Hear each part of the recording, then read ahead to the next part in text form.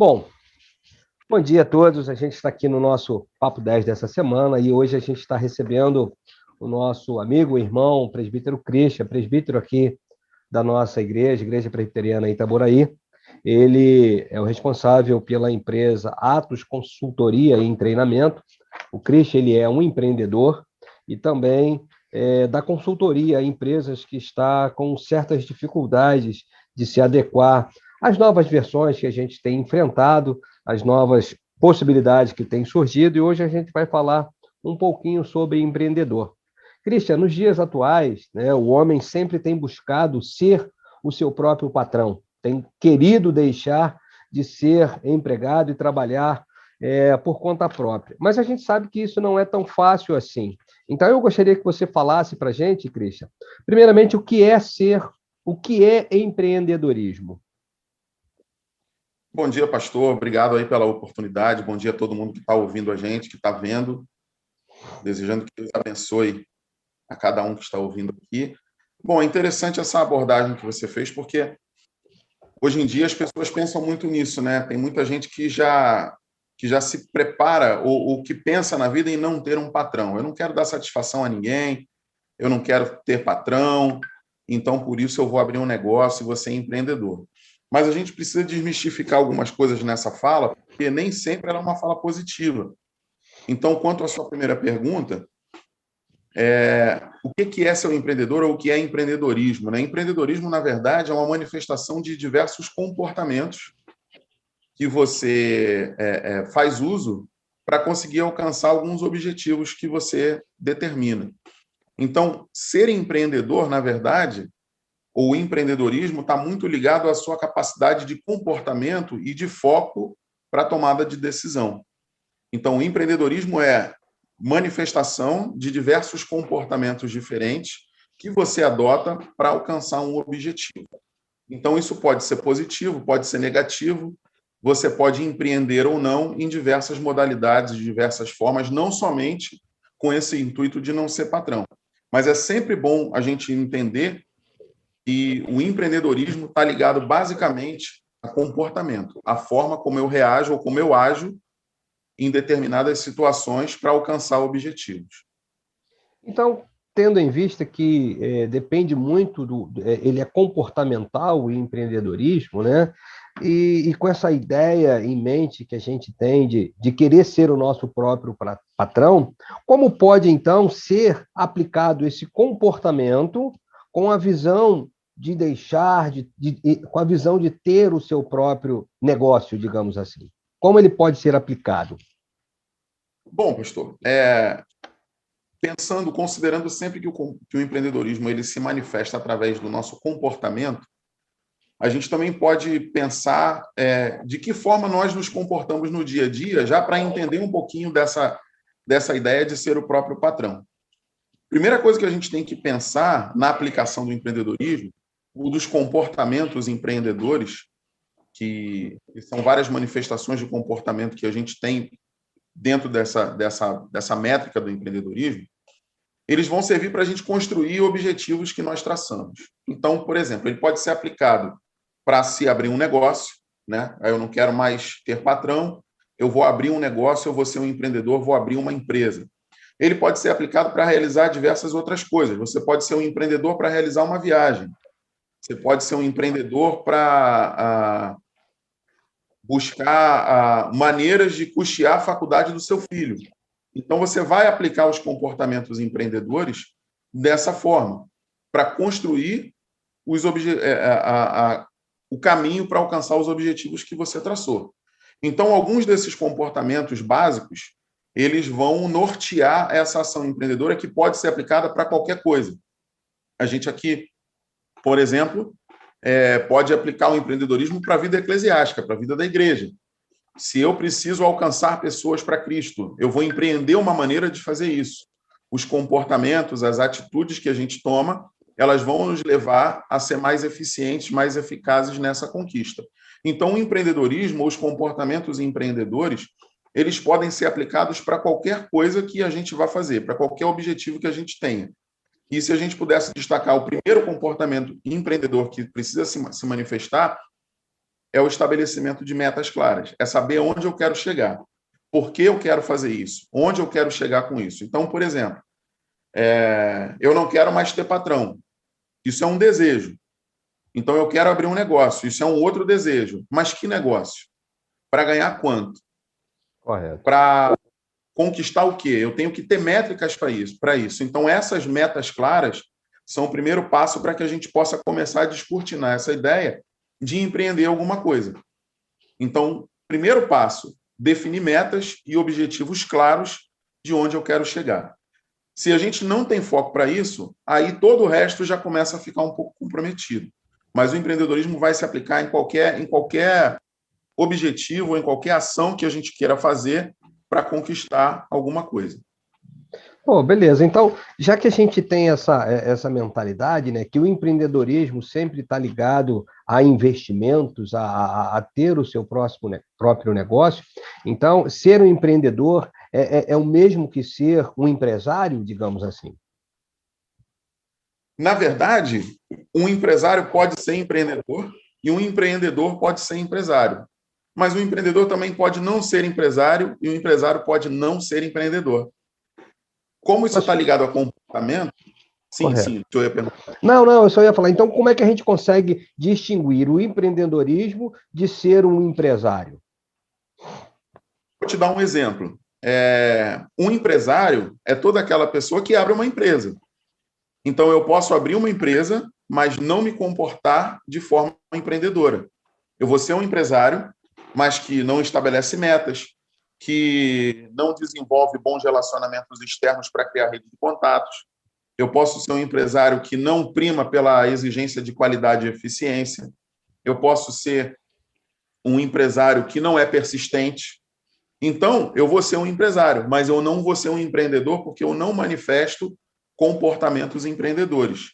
Eu também posso ser um empreendedor e não ser um empresário. Por exemplo, se a gente trouxer aqui para o ambiente que a gente costuma falar, o apóstolo Paulo era um empreendedor. Ele realizou diversas viagens missionárias, ele levou o evangelho para vários continentes, ele enfrentou diversas dificuldades e foi persistente, mas ele não era um empresário. Ele empreendia o chamado que ele recebeu de Jesus. Então, ele levava o evangelho, ele adotava diversos comportamentos empreendedores, ele estabelecia metas, ele sabia onde queria chegar, para onde ele ia, ele desenvolvia estratégias para alcançar os seus resultados, ele persistia nas dificuldades, ele desenvolvia relacionamentos, ele chamava pessoas para colaborarem com o seu trabalho, para alcançar o objetivo juntos, mas ele não era um empresário. Então, eu posso ser um empresário empreendedor que tem comportamentos e características empreendedoras, eu posso ser um empresário que não é empreendedor, e normalmente esse empresário que não é empreendedor não tem sucesso, mas eu também posso ser um empreendedor e não ser um empresário. Eu posso ter os comportamentos empreendedores e realizar outras coisas que são diversas a um empreendimento que me gere remuneração financeira e etc. Mas ainda dentro daquela sua primeira fala de não ter patrão, a gente precisa começar a entender o empreendedorismo como comportamento nesse aspecto, porque nem sempre não ter um patrão é uma coisa boa. A gente precisa estar atento, porque quando eu falo assim, eu vou abrir uma empresa e não vou ter patrão, na verdade, eu vou abrir uma empresa e vou ter diversos patrões. Eu deixo de ter um só. Eu vou ter um monte deles. Eu vou ter os meus clientes como meus patrões, porque eles vão exigir de mim qualidade de serviço, comprometimento, uma série de fatores que vão levá-los a comprar o meu produto ou serviço. Eu vou ter os meus fornecedores como meus patrões, porque eu dependo deles para oferecer o produto para o meu cliente. Eu vou ter o governo como meu patrão, porque eu tenho que pagar impostos, e se eu não pagar os impostos, a minha empresa fica inviabilizada. Eu vou ter o mercado como meu patrão, porque o mercado vai direcionar as minhas atitudes. Eu vou ter os meus funcionários, se eu tiver funcionários, também como patrões, porque eu preciso fazer com que o empreendimento dê certo para sustentar a família deles. E eu vou ter que cumprir exigências trabalhistas que são em favor desses colaboradores. Então, eu deixo de ter compromisso somente com o meu patrão, né? Quando eu sou empregado, eu sou contratado para fazer alguma coisa, trabalho, e o meu patrão me direciona e paga o meu salário. Quando eu sou um empresário, eu é que vou dar o direcionamento para todo mundo e eu tenho que responder a todos esses outros elementos. Então, assim, se você pensa que abrir uma empresa, você vai trabalhar 3 dias por semana e não vai ter patrões, cuidado, você vai ter muitos patrões e você vai ter que trabalhar dobrado para que ela dê certo. E é por isso que é importante ter uma atitude empreendedora frente a isso.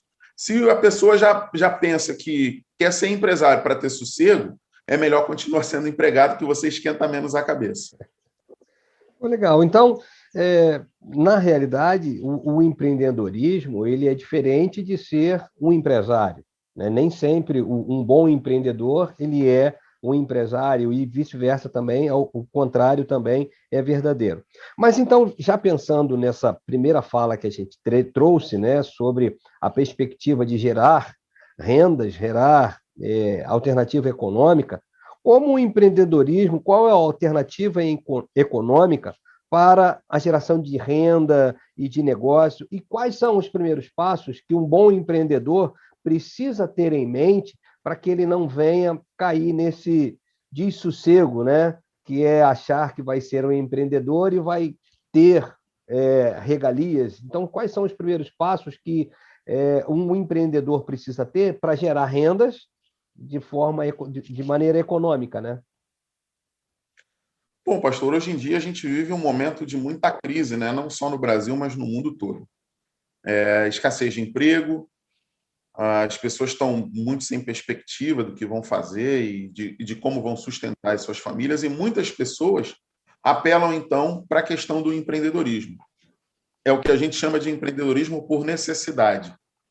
Então, o cara trabalhava numa oficina mecânica, ele era mecânico, mas de repente perdeu o emprego, ele resolve então abrir uma oficina para ele, porque ele sabe consertar carro. Ou então ele trabalhava lá na padaria, ele fazia pão, bolo, doce, é mandado embora. O que eu sei fazer? Eu sei fazer pão, então eu vou abrir uma padaria. Esse é o empreendedorismo por necessidade. Ele não tem uma outra fonte de renda, ele não sabe fazer outra coisa, então ele empreende um negócio nesse aspecto que ele sabe fazer ou que ele acha que pode fazer, né? Existem alguns negócios que normalmente ficam na moda e as pessoas começam a abrir um atrás do outro porque está na moda e acham que isso vai dar certo, né? A gente pode olhar, por exemplo, aí loja de açaí, pet shop. Todo mundo quer abrir um negócio desse porque está na moda. Então vamos abrir. Abre e depois não sabe muito bem o que fazer com isso. É o empreendedorismo por necessidade, é o autoemprego. Eu preciso, de alguma maneira, gerar renda para sustentar minha família. O ideal é que a gente, em primeiro lugar, consiga identificar oportunidade. O empreendedorismo por oportunidade é eu enxergar uma necessidade do mercado e associar isso a uma ideia de negócio para que eu possa atender o que o mercado quer comprar. Então, em vez de eu colocar na rua um serviço ou um produto para as pessoas comprarem, eu identifico o que as pessoas querem comprar e aí eu ofereço isso para as pessoas. Isso é um empreendedorismo por oportunidade. Eu identifico que há uma oportunidade naquele nicho de mercado e aí eu vou abrir um negócio para atender a necessidade que existe. Basicamente, é identificar um problema no mercado e propor uma solução para isso. Então, o primeiro passo é identificar uma oportunidade. Feito isso, eu preciso desenvolver um plano de negócio. Existem estatísticas aí que mostram que as empresas brasileiras elas morrem, em média, antes dos 2 anos e meio de fundação. Mais de 80% delas começam e acabam antes dos 2 primeiros anos de estabelecimento. E a principal causa disso não é só a carga tributária que é alta, não são só as dificuldades de mercado, mas principalmente a falta de planejamento. O brasileiro não tem uma cultura de planejamento. Embora seja muito empreendedor, ele não planeja.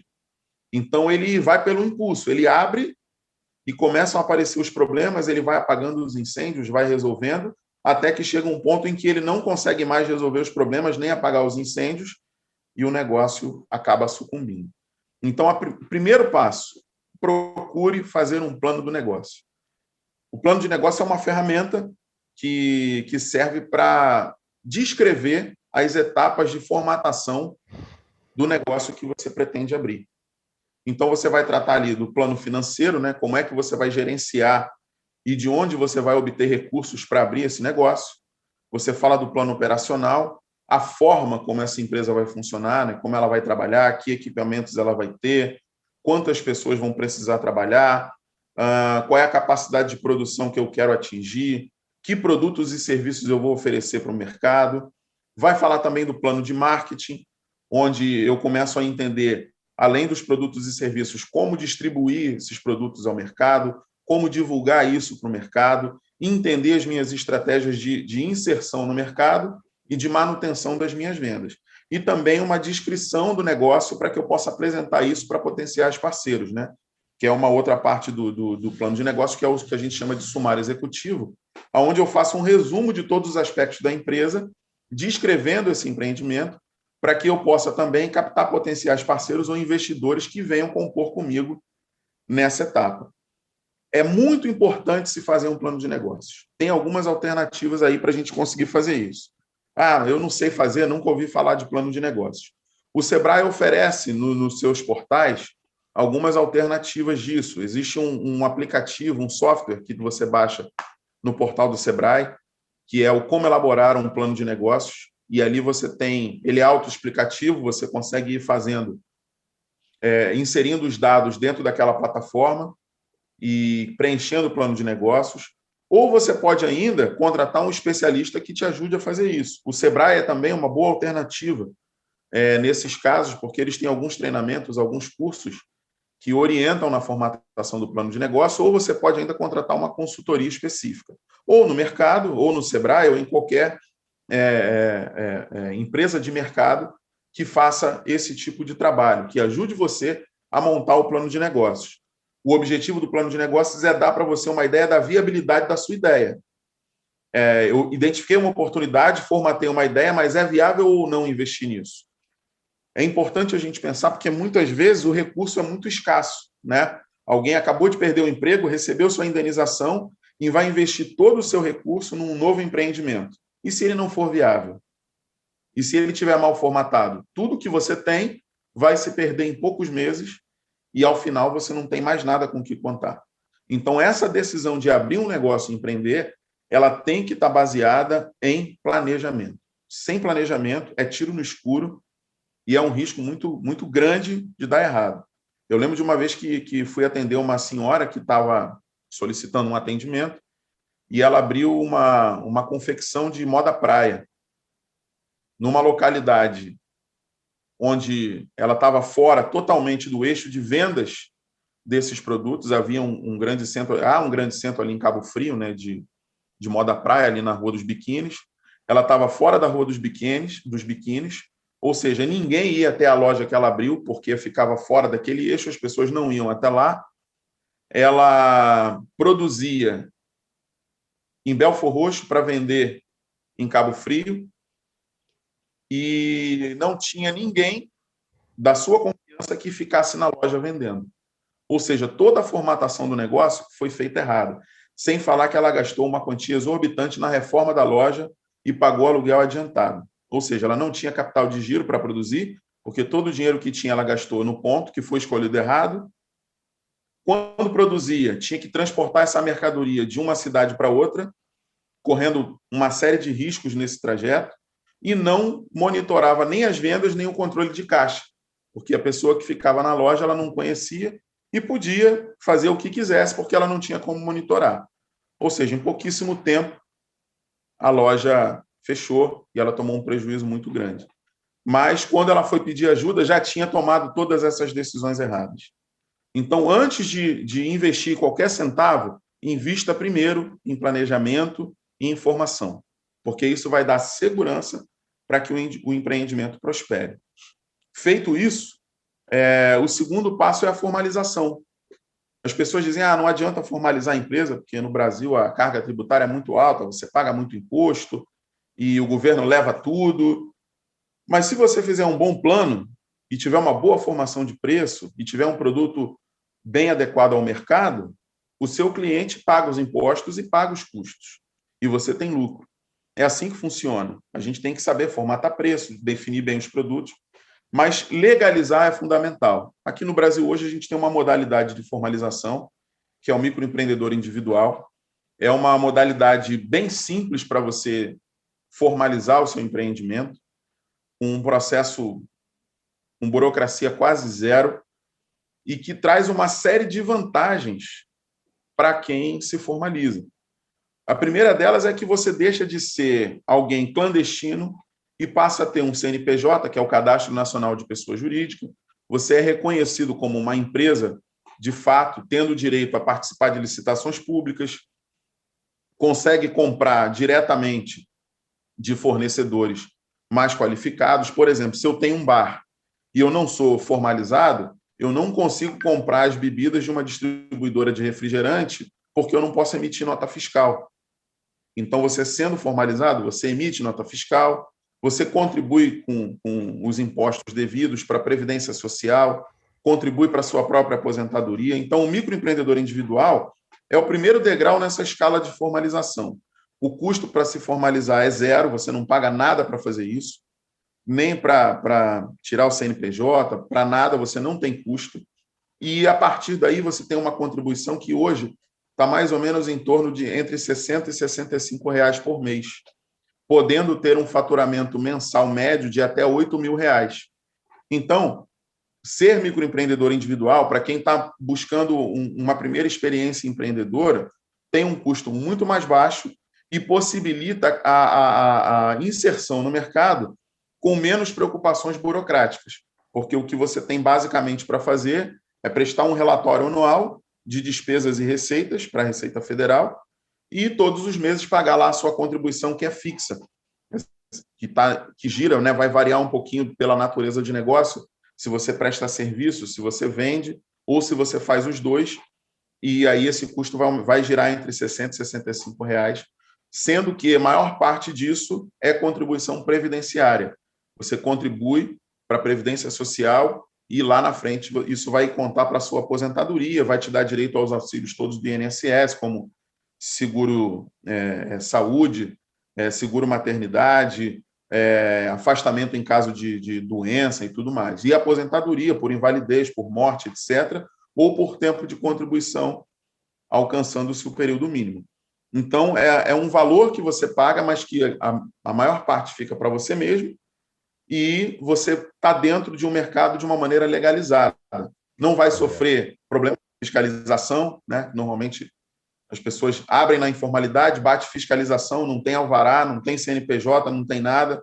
Alguém vem, multa você, fecha a sua empresa, você não cumpre regras sanitárias e aí você começa a ter uma série de problemas.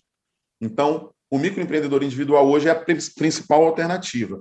Para quem mora aqui em Itaboraí, eu dou até uma sugestão, que é procurar o Centro do Empreendedor aqui de Itaboraí. O Centro do Empreendedor de Itaboraí, ele funciona ali no centro, não no centro, mas ali próximo ao Masa Box, ali naquele prédio do Elix, e ali eles dão todas as orientações para a formalização de uma empresa aqui na cidade, bem como executam também esse serviço. E agora eles estão atendendo também por aplicativo, por conta da pandemia.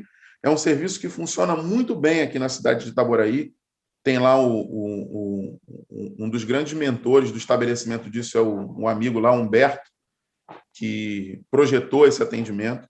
Então, lá você vai poder ter as informações de documentação para se formalizar, efetivar a própria formalização lá e também conseguir pegar todas as guias que você precisa para pagamento das contribuições mensais e tudo mais.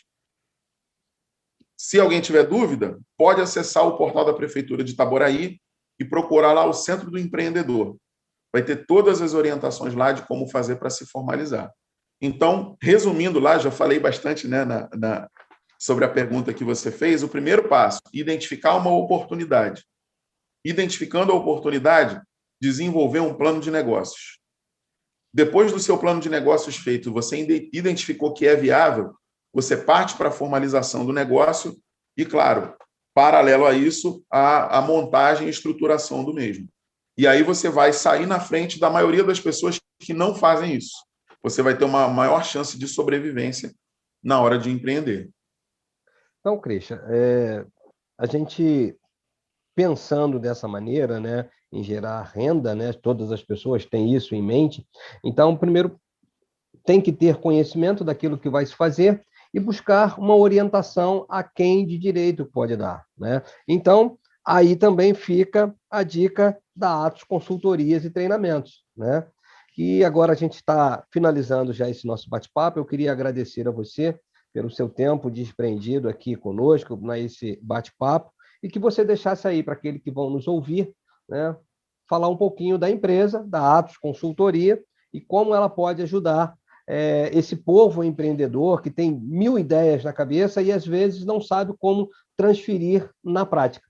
Que você pudesse, então, falar um pouquinho da Atos Consultoria e encerrar esse nosso bate-papo aí de uma maneira em que você vai colocar a sua empresa à disposição daqueles que querem um auxílio de um profissional qualificado para dar orientações a quem quer ser um empreendedor.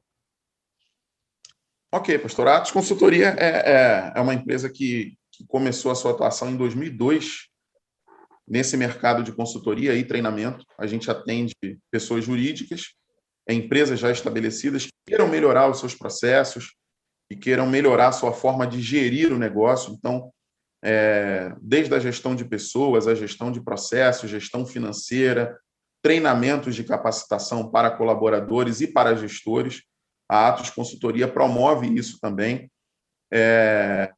e através de consultoria empresarial, e também atendemos a pessoas físicas que não são empreendedoras ainda, mas que querem formalizar, querem montar o seu negócio e precisam, por exemplo, de ajuda para fazer o seu plano de negócios. Nós podemos também auxiliar nesse sentido, orientar a pesquisa, ajudar nessa formatação da ideia do negócio até a sua implantação.